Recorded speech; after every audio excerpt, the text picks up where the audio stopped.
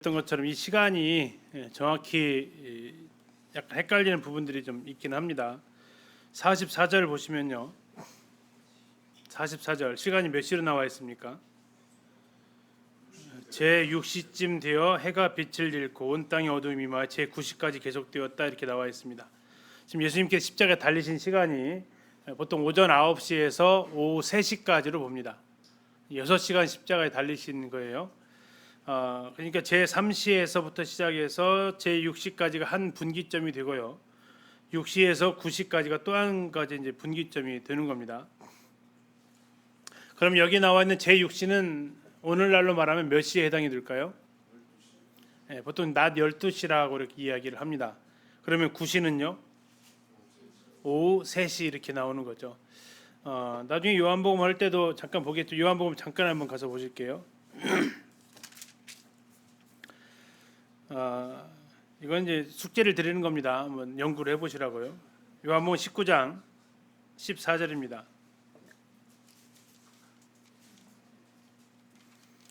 19장 14절. 이날은 6월절의 준비일이요 때는 몇 시예요? 6시라. 자, 그러면서 예수님을 십자가에 달려서 판결한 시간을 가리켜서 몇 시라고 했냐면 6시라고 나와 있습니다. 6시. 그럼 몇 시일까요? 지금 이제 이걸 같은 시간으로 보느냐 다른 시간으로 보느냐 하는 데인데요. 거기 숫자 1이라고 써 있죠. 그리고 밑에를 가서 보시면 몇 시로 나와 있어요. 낮 12시가 되죠. 맞나요? 그때 뭐 하셨다고요? 16절에 보니까 예수를 십자가에 못 박도록 그들에게 넘겨줬어요. 이 십자가가 달렸어요, 안 달렸어요? 아직 안 달렸죠. 요한복음을 보면요. 언제? 제 6시에. 그렇죠? 근데 지금 여기 누가복음을 가서 보면 제 6시에 예수님이 어디에 계세요? 십자가에 계세요. 그러면 어쨌든 누가복음과 요한복음의 시간 계산법은 다르다라는 게 일단은 전제가 돼야 돼요. 같은 6시인데 하나는 유대인 시간이고 하나는 로마식 시간이다라는 것을 계산을 하셔야 된다고요. 그런데 그러면 지금 누가복음 나와 있는 이 제6시는 누가가 썼잖아요.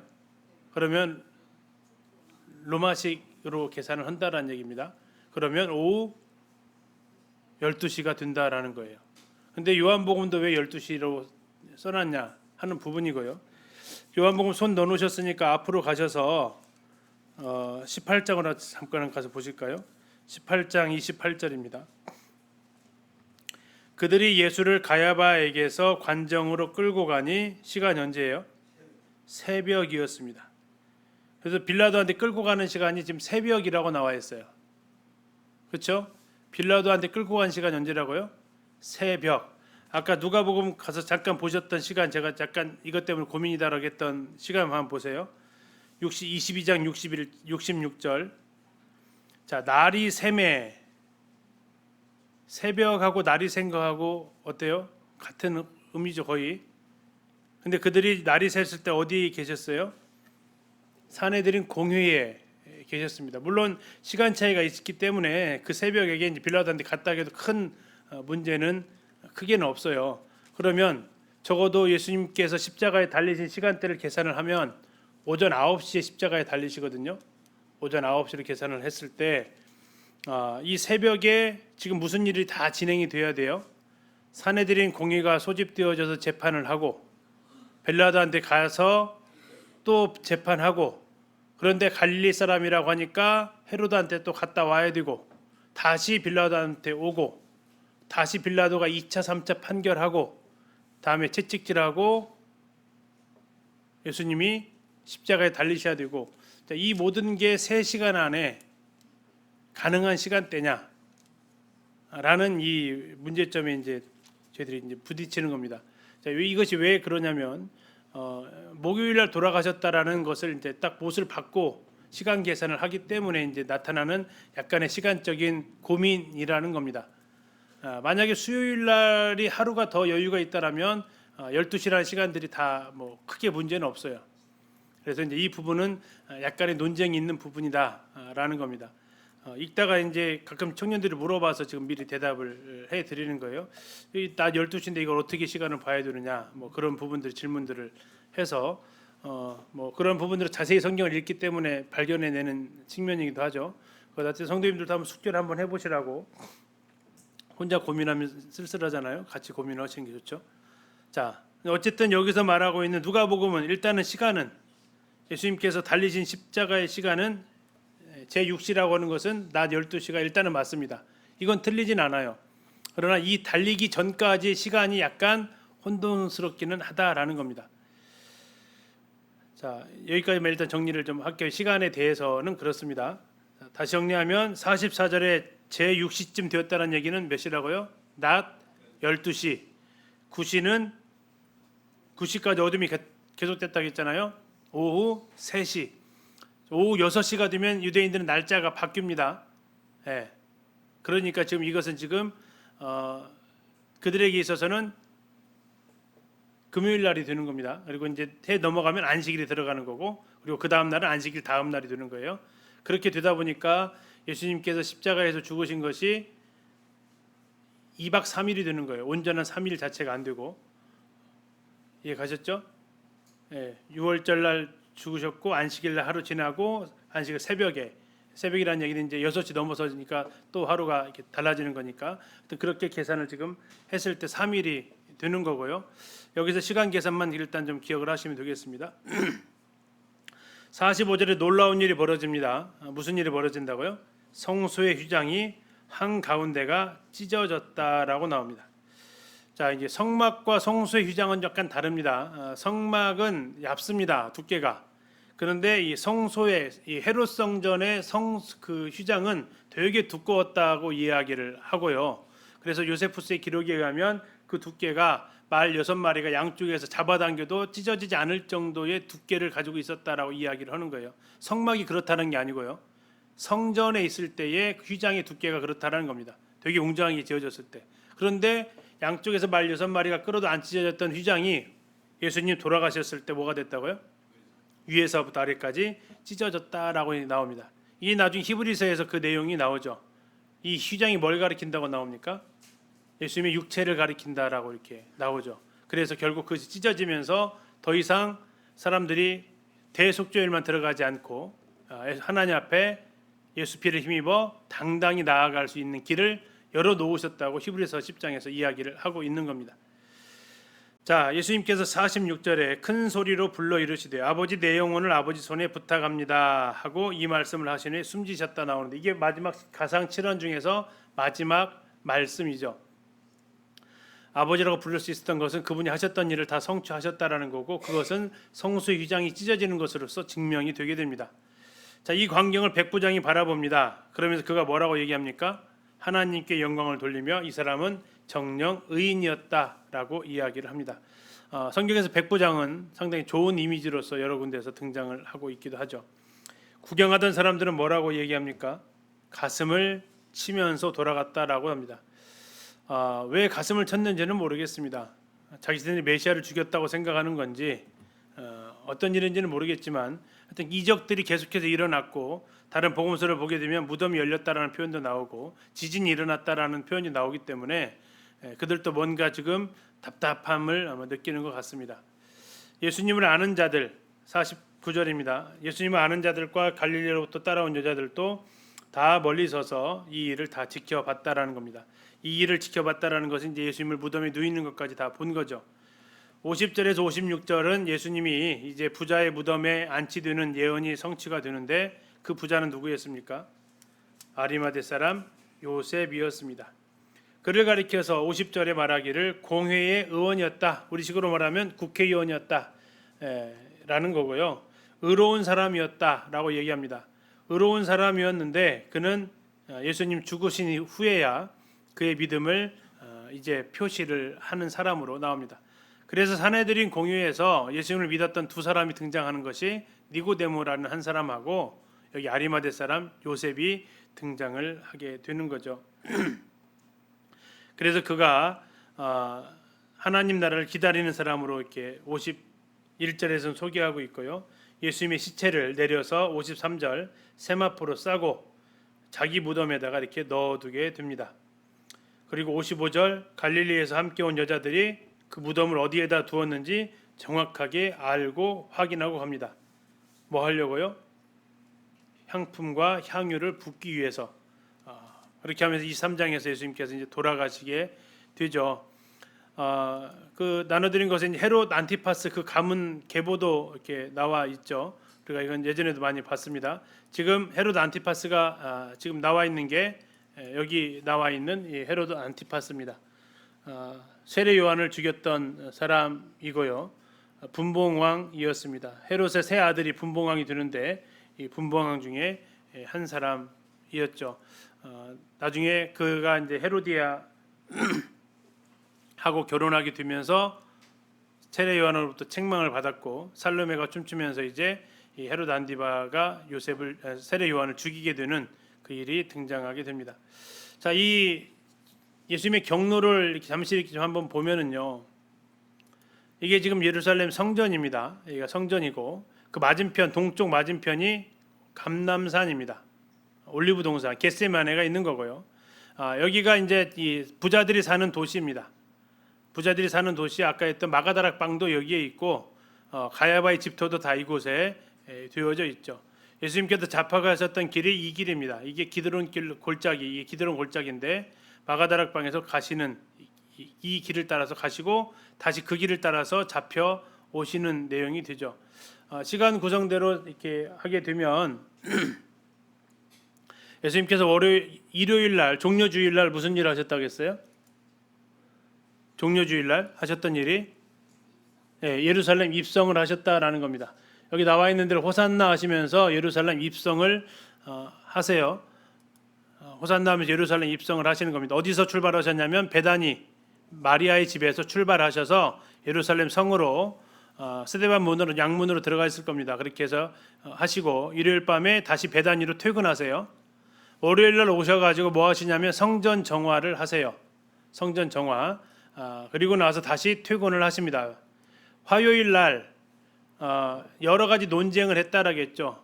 세금 문제, 계명 문제, 부활 문제, 다윗의 자손 문제, 또 두렙돈 넣는 과부 이런 내용들을 화요일 날 다 설명을 하십니다. 수요일 날은 특별한 행적이 없고 그냥 보통 전통적으로 하는 얘기입니다. 그래서 이제 그 수요일 날부터 일이 진행된 건 아니냐 하는 분들이 아까 그 시간 계산해가지고 좀 분석하시는 분들이 그렇게 얘기를 하는 거고요. 수요일 날 예수님의 특별한 행적이 나와 있지는 않습니다. 가룟 유다만 움직인 것으로 보여지고 있고요. 그래서 왜 그 수요일 날 예수님의 행적이 없을까? 그래서 예수님의 그 달리셨던 것들을 좀 땡겨 보려고 하는데 그렇게 됐을 때 문제점은 최후의 만찬이 너무 앞으로 땡겨진다라는 그런 또 문제점에 봉착을 하게 됩니다. 아무튼 뭐 그런 내용들이 있고요. 그리고 나서 이제 이루어지는 일들을 이렇게 좀 보게 됩니다. 자, 예수님께서 목요일 날 뭐 하세요? 유월절 식사를 하십니다. 어디에서? 여기 나와 있는 대로 마가다락방에서 다락방이라고 써 있죠. 마가다락방에서 최후의 만찬을 하십니다. 그리고 어디로 가세요? 기드론 골짜기를 건너서 겟세마네로 가십니다. 거기서 겟세마네로 가셔가지고 제자들과 함께 기도하라고 얘기하시고 예수님은 자기 부인하는 기도를 하시죠. 그때 누가 찾아옵니까? 가룟 유다가 찾아옵니다. 어디로? 겟세마네로. 거기서 예수님께서 체포가 되시죠. 다시 기드론 골짜기를 건너서 대제사장의 집터로 가게 됩니다. 거기에서 베드로가 3번 부인하는 일이 벌어지게 되죠. 그리고 나서 어디로 가세요? 그리고 나서 가시는 곳이 이제 산헤드린 앞에 가서 서시게 됩니다. 산헤드린 위치가 지금 이제 정확히 어디에 있었느냐, 뭐 성전에 있었던 것으로 이렇게 보통 보여집니다. 어쨌든 그렇게 해서 이제 산헤드린 공회 앞에 금요일 새벽에 아까 표현대로 하면 6시 정도에 날이 샜을 때 뭐 이런 표현들이 나옵니다. 새벽에 산헤드린 앞에 서셔서 신성 모독죄로 고발을 당합니다. 그런데 신성 모독죄를 했으면 예수님을 죽일 수 있었다고요. 스데반 죽였던 것처럼. 대신 뭘로 죽여야 돼요? 돌로 죽여야 돼요. 그런데 날이 밝았잖아요. 무리들이 있어요. 예수님을 따르는 무리들도 완전히 다 돌아선 것이 아니다고. 그저 전날까지 다 예수님 쪽에 있었어요. 그리고 이제 사내들인에 동원된 무리들은 아마도 친제사장파들의 무리였을 것이고요. 다 나중에 이제 무리들이 충동을 받아가지고 예수님을 죽이라 하는 게 되죠. 어쨌든 금요일 날 예수님께서 사내들인 앞에 서셔서 재판을 받으시고 판결은 신성모독죄입니다. 그리고 나서 이 대제사장이 빌라도 앞에 예수님을 끌고 가게 됩니다. 그리고 빌라도가 갈릴리 사람인 줄 알고 다시 어디로 보내요? 헤롯궁으로 보내게 됩니다. 헤롯궁이 이제 이게 위치로 보게 되면 여기 나와 있는 대로 여기가 헤롯궁이고요. 여기에 보통 빌라도 총독이 머물렀던 것으로 보입니다. 그리고 여기가 이제 헤롯 안티파스 궁이라서 헤롯 안티파스는 여기에 있었을 겁니다. 그래서 거리가 멀지는 않습니다. 왔다 갔다 하는 거리 자체가. 다시 헤롯에게 아무 대답도 안 하시니까 예수님을 다시 빌라도한테로 데리고 옵니다. 그래서 빌라도 앞에 다시 서셨다라고 이렇게 나와 있어요. 이때가 요한복음에서는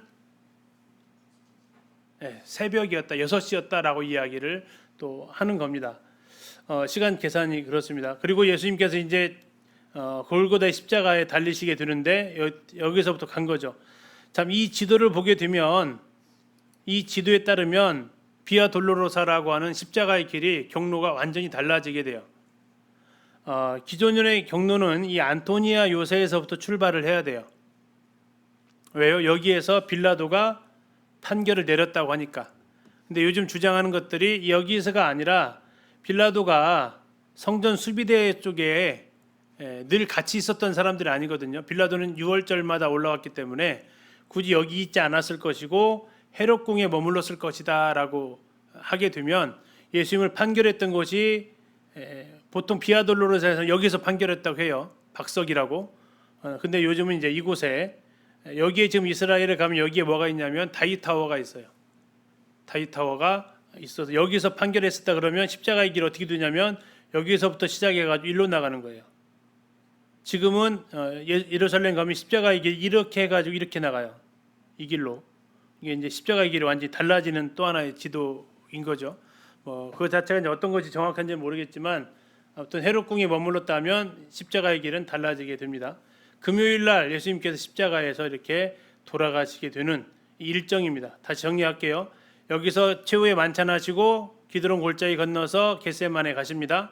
여기에서 기도하시고 유다가 와서 체포되었다가 다시 겟세마네 기드론 골짜기 건너서 대제사장 가야바의 집에 오십니다. 여기에서 이제 긴급 집판했다가 날이 새니까 사내들인 공유로 예수님을 끌고 갑니다. 사내들인 공유에서 다시 한번 재판을 해서 신성모독죄라고 예수님을 몰아세우고 그 예수님을 빌라도가 있는 로마 총독부로 데려가는데 그 로마 총독부가 안티오니아 요새에 있었다라는 사람도 있고 로마 총독부가 헤롯궁이 있었다라는 사람도 있다고요. 그래서 어디냐에 따라서 위치가 이제 완전히 달라지겠죠. 하나는 북쪽으로 가는 거고 하나는 서쪽으로 가는 겁니다. 이 지도에서는 좀 서쪽에 있다라고 좀 이야기를 하는 겁니다. 여기에서 예수님을 심판하고 1차 재판합니다. 무죄.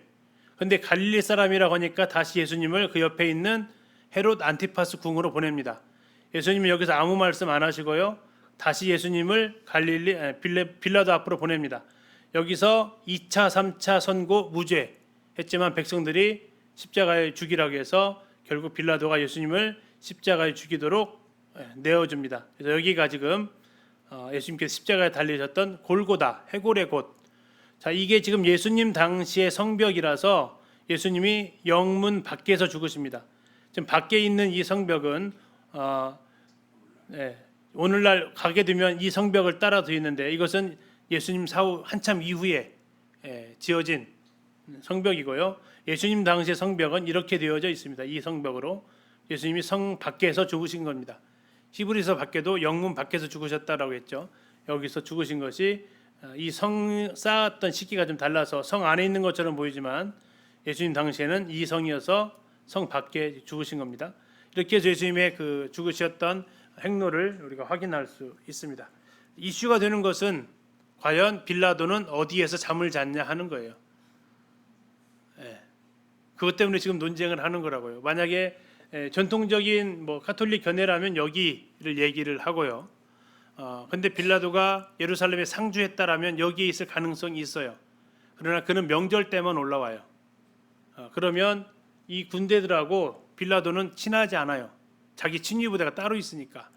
그러면 그들이 아마 헤롯 궁에 머물렀을 것이다 라는 거죠. 좋은 건물에 더. 여기는 그냥 경비병들이 있는 곳이니까 그 차이가 약간 있어서 지금 이제 요즘 지도들이 다 이쪽을 많이 표시를 하고 있어요. 근데 이쪽으로 인정이 되는 그 순간 비아 돌로로사는 의미 없는 길이 돼요. 그래서 이제 상당히 이제 카톨릭 쪽에서는 이제 민감한 사안이 되기도 합니다. 근데 어쨌든 돌아가신 곳이 이제 골고다니까 이제 그 부분은 뭐 우리가 싸울 일은 아니고 하여튼 그렇다라는 겁니다. 그럼 이제 이스라엘 갔다 오신 분들 그럼 우리가 뭐 걸었지 이렇게 하실 분들도 혹시 계실지 몰라요. 근데 몰라요. 어디가 긴지는 아직까지 정리가 안 돼 있으니까 지금 저 상황이라면 50대 50이죠. 아무튼 그렇습니다. 자, 24장으로 가겠습니다. 예수님이 부활하십니다. 24장 계명을 따라 안식일에 쉬었고요. 안식 후 첫날 새벽에 여자들이 향품을 가지고 무덤으로 갑니다. 누구 이때 갑니까? 그 다른 복음서를 참고하게 되면 막달라 마리아도 가고요. 요한나도 가고 야고보의 모친 마리아도 갑니다. 자, 그들이 향품을 가지고 갔는데 그들이 이제 대화가 나오죠. 다른 복음서 보면 야, 근데 가지고 갔는데 우리 셋이서 돌 못 움직여. 누가 옮겨주지? 걱정을 하면서 갔다라고 나오죠. 근데 걱정을 싹 가시게 하죠. 돌이 어떻게 돼 있어요? 굴려져 있었습니다. 인봉이 다 떨어졌겠죠. 그래서 안에 들어가 봤더니 뭐가 없어요? 예수님의 시체가 보이지 않습니다. 준비했던 향품이 다 무용지물이 되는 상황이죠. 그래서 그들이 4절에 보니까 근심합니다. 그럴 때 찬란한 옷을 입은 두 사람의 형상이라는 얘기입니다. 사람이 아니고 누구예요? 천사들이었습니다. 자, 여자들이 두려운 얼굴로 땅에 이 두 사람을 봤을 때 찬란한 옷을 입었기 때문에 예섯 사람이 아닌 것을 알고 그 사람들 앞에 엎드리게 됩니다. 얼굴을 땅에 댔다는 얘기는 바짝 엎드렸다는 얘기죠. 쉽게 얘기해 우리나라로 말하면 큰절하는 형태 정도 생각하시면 됩니다. 자, 바짝 엎드립니다. 그때 예수님 그들이 뭐라고 얘기하냐면 중요한 말이 나오죠. 살아있는 자를 죽은 자 가운데서 찾느냐라고 얘기합니다.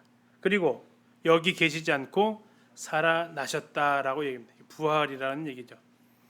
갈릴리에 계실 때에 너희한테 한 말이 있었다. 뭐라고요? 갈릴리에서 만나자라고 하셨기 때문인 것을 기억하라고 하죠. 그래서 어떻게 합니까? 이 여자들이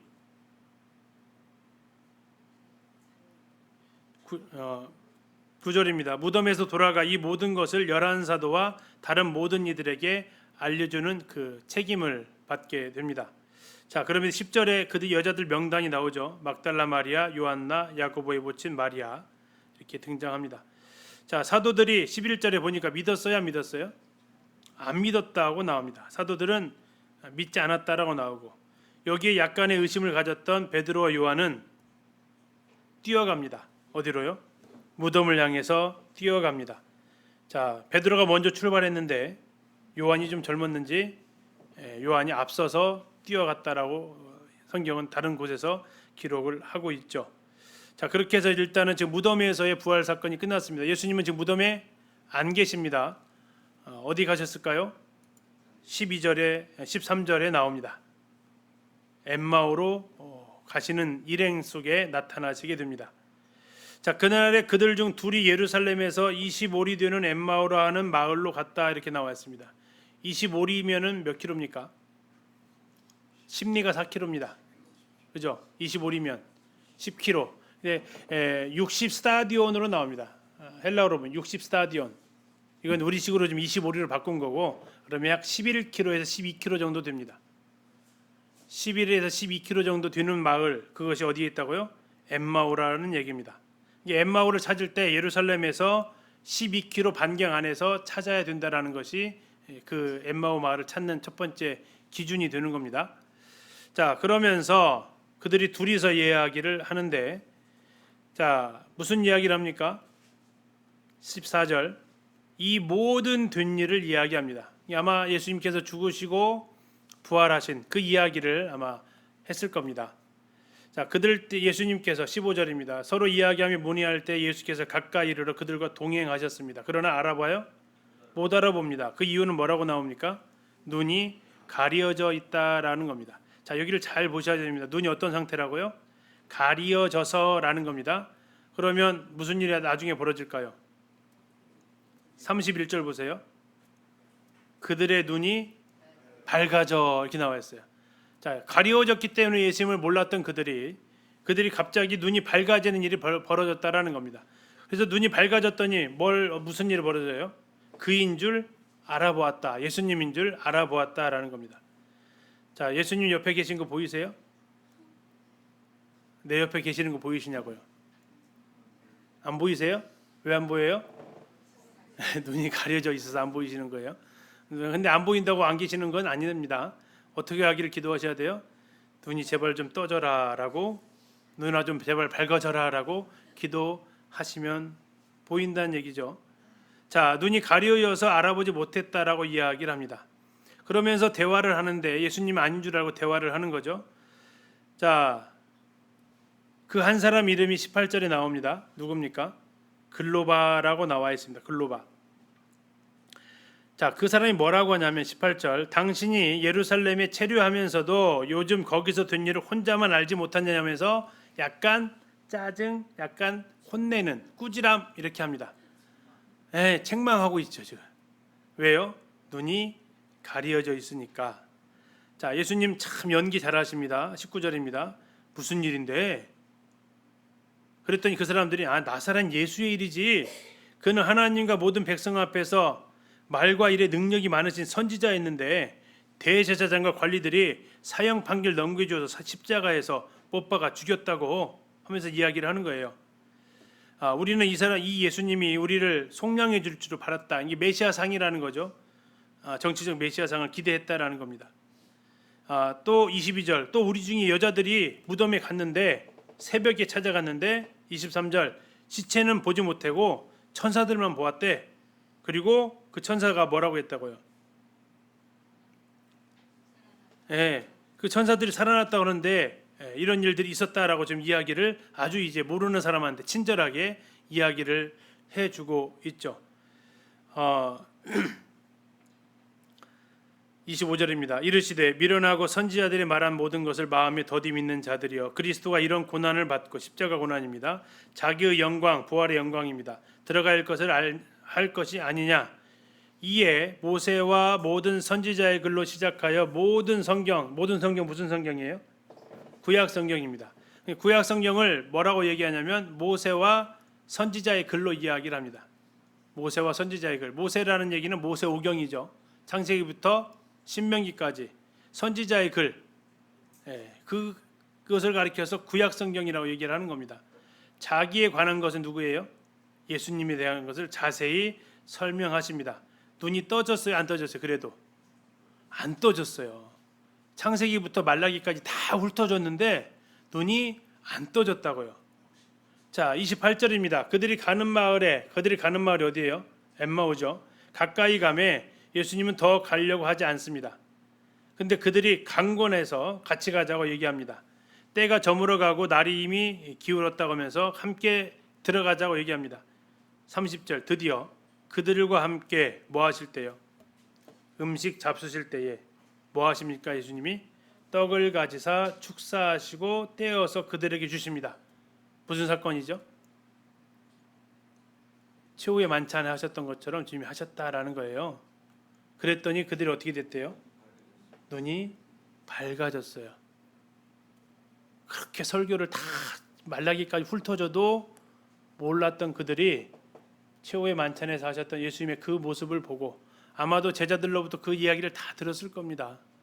함께 동행했던 사람들이기 때문에 제자들이 어디 있는지도 알았던 사람들이에요. 12제자는 아니지만 이야기를 다 들려주고 했을 거예요. 그리고 예수님이 똑같은 행동을 지금 이 둘 앞에서 하시는 거예요. 자, 뭐를 했다고요? 떡이에요, 잔이에요? 떡이에요. 잔까지도 안 갔어요. 떡을 떼어서 주시면서 축사를 하셨어요. 기도 내용을 듣고 그들이 알아봤는지도 모르겠습니다. 아무튼 그들의 눈이 밝아졌어요. 그래서 우리의 영안이 뜨일 때가 주의 만찬 앞에서, 주의 떡과 잔 앞에서 우리의 영안이 뜨일 수 있다라는 거죠. 그곳에서 우리 주님을 기억하면서 우리의 영이 회복되어질 수 있다라는 겁니다. 그래서 내가 영적으로 침체되어져 있을 때 예배 떡상 앞에서 너무 멀리 가 있지 마세요. 떡과 잔이 자주 바라보이는 곳에서 앞에 바라보시면서 주님 내 영안을 열어달라고 주님을 바라보게 해달라고 기도하시게 되면 눈이 밝아집니다. 자, 그인 줄 알지 못하더냐. 눈이 밝아져 그인 줄 알아보더니 예수는 그들에게 계시지 않습니다. 자, 그러면 말씀이 효과가 없었냐라는 거죠. 아니었다라는 겁니다. 그 밑에 나옵니다. 32절. 그들이 서로 말하되 길에서 우리에게 말씀하시고 우리에게 성경을 풀어주실 때에 무슨 일이 있었대요? 우리 속에서 마음이 뜨거워졌었대요. 표현만 안 했던 거예요. 이게 지금 이미 밭가리를 통해서 마음이 준비가 되어져 있었고 마지막 결정타 한 방이 뭐였단 얘기예요? 만찬이었단 얘기예요. 주님이 그 말씀을 통해서 성경을 풀어주시면서 그들의 마음이 뜨거워졌어요. 그러면서 떡과 잔 앞에서 최후의 주님께서 한 방으로 그들이 눈이 열리게 하셨던 겁니다. 자, 그럼 어떻게 돼요? 자, 마음은 뜨거워졌고요. 눈은 열렸어요. 그럼 어떻게 해요? 그대로 있을 수 없죠. 어떻게 합니까? 그들이 33절 그때로 일어나. 그때가 언제예요? 날이 저물고 날이 기울고 해거름역이라고 하죠. 아직 막 밤이 내린 것은 아닌 것 같고요. 거의 이제 어두워져 가는. 근데 요즘은 가로등도 있지만 옛날에는 가로등 없을 때니까 6월절이 잘 생각하셔야 돼요. 6월절이 음력이에요. 3월 14일 한 1월 14일 그러면 달이 보름이죠. 근데 부활이니까 며칠 정도 갔어요? 보름 좀 지난 시간이죠. 그래서 그들이 갈 수 있는 시간대가 좀 됐겠죠. 자, 아무튼 그들이 그래서 어디로 갑니까? 예루살렘으로 돌아가게 됩니다. 지금 몇 킬로 걸어왔죠? 11킬로, 12킬로. 이제 뛰어가는 거죠. 그렇죠? 얼마나 걸렸을까요?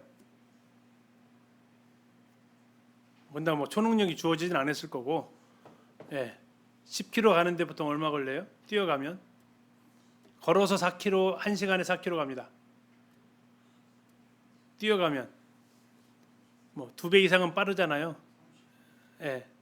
4킬로를 걸어서 1시간 가면 12킬로는 뛰어서 얼마나 걸려요? 알아서 계산하세요. 사람마다 물론 다 다른데 1시간에서 1시간 반 안에 충분히 도착했을 거예요. 시간적으로 불가능하지는 않았다라는 얘기입니다. 자, 아무튼 그렇게 해서 그들이 이제 돌아가게 됩니다. 그래서 누구를 만나요? 33절을 보니까 누가 있어요? 11제자. 11제자가 있어요. 11제자. 자, 11제자들은 잘 아실 거예요. 11제자들은 기뻐하고 있어요? 두려워하고 있어요? 두려워하고 있었던 거예요. 문들이 다 닫을 정도로. 그런데 이 글로바와 또 한 사람이 제자들이 있는 곳을 알고 있었다라는 거예요. 그러면 제자들하고 교류를 하고 있었다라는 거고요. 그렇기 때문에 예수님께서 최후의 만찬에서 있었던 그런 일들에 대해서도 들을 수 있었다라는 겁니다. 11 제자들과 함께 한 자리에 모여 있었고요. 그때 뭐라고 얘기합니까? 34절 증거합니다. 주께서 과연 살아나시고 시몬에게 보이셨다. 이야기도 들어요. 그러니까 제자들이 지금 1차 흥분하고 있었다는 얘기예요. 누가 봤대요? 베드로가 예수님을 만났다라고 지금 이야기를 하는 거죠. 그리고 그런데 35절 두 사람도 예수께서 떡을 떼심으로 자기들에게 알려지신 것을 이야기를 해요. 자, 지금 부활을 봤다는 사람들이 지금 몇 명으로 늘어났어요? 이 상태로만 보면 첫 번째 여자들이 있었죠. 그 다음에 베드로도 봤다겠죠. 다음에 글로바와 또 한 사람도 봤대요. 자, 증인을 요구할 때 몇 사람의 증인이 필요하다고요? 두세 사람의 증인이 필요해요. 그러면 이 증인이 지금 다 일치한단 말이에요. 자, 문제는 뭡니까? 36절. 이 말을 할 때 예수께서 친히 그들 가운데 서서 말씀하십니다. 너희에게 평강이 있을지어다. 그들이 놀라고 무서워하여 그 보는 것을 뭐로 생각했어요? 영으로 생각했어요. 쉽게 얘기하면 유령이었다라는 고스트처럼 유령으로 생각했다는 얘기예요. 그러면 지금 여자들이 했던 말, 베드로가 했던 말, 두 제자가 했던 말 믿었다고요? 안 믿었다고요? 안 믿었다라는 얘기예요. 그러니까 예수님한테 혼나죠. 뭐라고요? 38절. 예수께서 이르시되 어찌하여 두려워하며 어찌하여 마음에 의심이 일어나느냐. 책망하시는 거예요. 증인이 2명만 있어도 믿어야 될 텐데 지금 3명째 증인을 섰는데도 그들은 믿지 않았던 거고요. 39절에 내 손과 발을 보고 나인 줄 알라. 또 나를 만져보라. 영은 살과 뼈가 없으되 너희 보는 바와 같이 나는 있느니라. 예수님은 영이다고요, 아니다고요? 영이 아니라고 얘기합니다. 그래서 이것을 흔히 말하는 이제 변화된 몸이다라고 표현을 하죠. 왜요? 살과 뼈가 있으니까. 자, 그리고 우리가 요한복음을 비춰보면 제자들이 문을 닫고 있었다라고 나오고 그 닫았다라는 말이 걸어 잠궜다는 건데 예수님이 등장할 수 있었던 것은 문을 통과하셨다라는 얘기가 되고 이 자리에 33절 보세요. 11 제자 및 그들과 함께한 자들이 모여 있다라고 했는데 정확히 말하면 10제자입니다. 누가 없었어요? 도마가 없었어요. 근데 왜 11제자라고 했을까요? 그건 그냥 12제자 표현하는 것처럼 관용어구처럼 쓰인 표현이라고 생각하시면 돼요. 유다 없는데 왜 도마 없는데 왜 11제자입니까? 그렇게 따지는 게 아니라 그냥 제자들에 대한 표현을 그냥 통상 이렇게 썼다라고 생각하시면 됩니다. 아무튼 예수님께서 40절에 이 말씀을 하시고 손과 발을 보여주십니다. 41절 그들이 너무 기쁨으로 뭐라고 나와 있어요? 경험이 있으세요? 너무 기뻐서 이게 꿈이여 생시여 이렇게 하는 거 있죠. 막 그래서 서로 막 얼굴 꼬집어 보고 막 그런 거 있죠. 어떨 때 그래요? 너무 기쁠 때, 안 믿어질 때. 근데 그 안 믿어지는 것은 불신이 아니에요. 여기서 나와 있는 대로 너무 기쁨으로 아직도 믿지 못하고 놀랍게 여길 때에 이 말은 불신의 말이 아니에요. 이 꿈인지 생신지 정말인지 이 너무 기뻐가지고 하는 거 행동들을 얘기하고 있습니다. 주님께서 여기에서 이제 확실하게 도장을 찍으십니다. 뭘로요? 먹을 거 있느냐 찾으시죠. 구운 생선 한 도막 드리니까 예수님께서 43절 뭐 하셨어요? 드셨어요. 퍼포먼스를 확실하게 해 주셨습니다. 그러면서 44절입니다. 또 이르시되 내가 너희와 함께 있을 때에 너희에게 말한 바 곧 모세의 율법과 선지자의 글과 시편에 나를 가리켜 기록된 모든 것이 이루어져야 하리라 한 말이 이것이라 하시고 이에 그들의 마음을 열어 성경을 깨닫게 하셨다라고 말씀하십니다. 마음을 열어서 성경을 깨닫게 하셨다.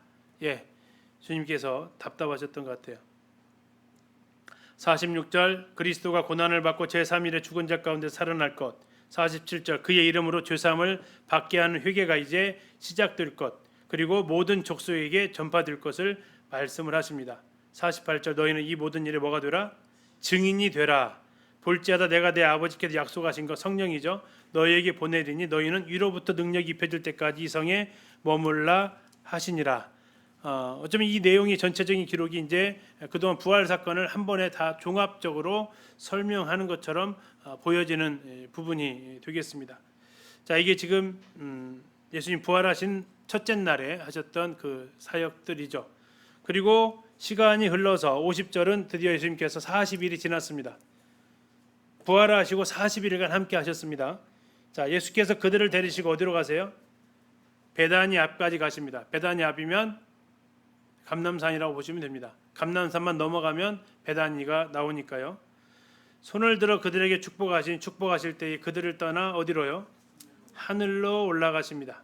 그들이 예수님에게 경배하고 큰 기쁨으로 예루살렘으로 돌아가서 늘 성전에서 하나님을 찬송했다라고 하면서 누가복음이 끝이 납니다. 그리고 그 누가복음 52절 다음에 사도행전 1장으로 가면 그 일이 쭉 이어지게 되는 사건이 나오죠. 여기서 이제 우리가 보통 생각하는 것이 엠마오입니다. 엠마오. 자, 엠마오가 얼마 떨어져 있다고요? 25리. 자, 이제 이스라엘 땅에서 제일 엠마오의 유적지로 하는 것은 니코폴리스라고 하는 이제 엠마오 이 지역인데요. 이게 지금 예루살렘입니다.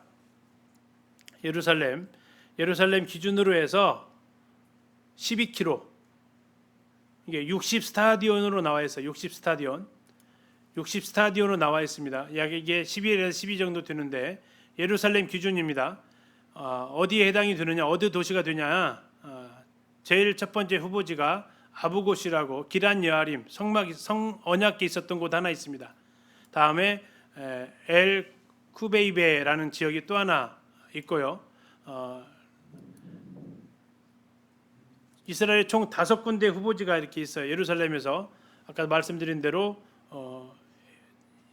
여기가 아부곳이 기란 여아림, 여기가 엘 쿠베이베. 다음에 보통 성지답사 가면 여기를 주로 찾아갑니다. 니코폴리스. 근데 여긴 너무 멀어요. 또 하나는 이제 모짜라는 동네가 있어요. 그래서 이 네 군데가 주요 후보지인데 정확히는 어딘지는 모르겠지만 12km 반경에 드는 도시는 이 두 도시입니다. 두 도시. 그리고 요즘은 이쪽에 나와 있는 아부곳이 기란 여아림을 더 많이 인정을 하려고 하는 부분도 있습니다. 왜냐하면 여기에서 이제 헬라 시대의 성벽이 나와가지고 큰 도성이었다, 성이었다라는 것이 나와서 아무튼 예루살렘에서 여기라면 여기까지 갔다가 여기서 예수님 만나고 그 두 사람이 다시 뛰어서 여기까지 온 겁니다. 갈 때는 침울했던 표정들이 올라올 때는 환한 얼굴로 바뀌면서 예루살렘에 도착을 하게 되죠. 이렇게 해서 누가복음이 끝나는 것 같이 보이지만 이 누가는 그 다음 책을 쓰게 되죠. 그 책이 뭐예요? 사도행전이라는 거죠. 그래서 그 내용이 사도행전과 딱 오버랩돼서 다시 사도행전에서 이제 시작이 됩니다. 자, 우리가 누가복음 총 몇 장까지 있었어요? 24장까지 있었습니다.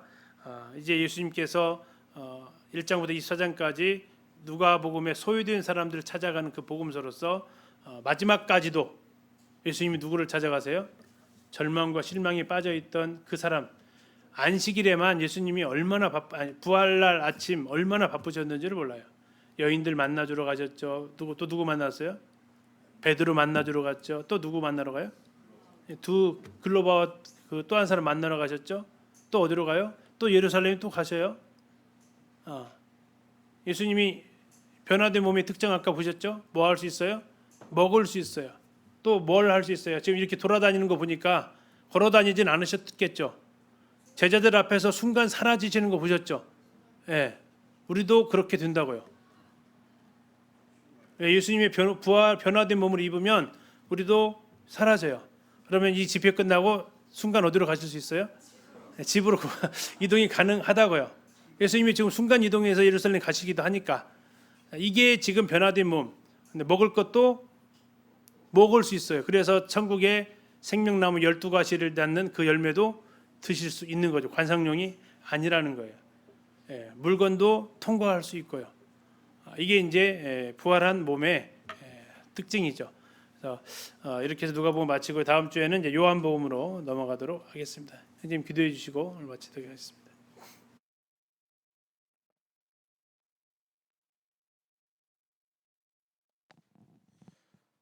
우리의 중보자이시며 구원자이신 우리 주님 우리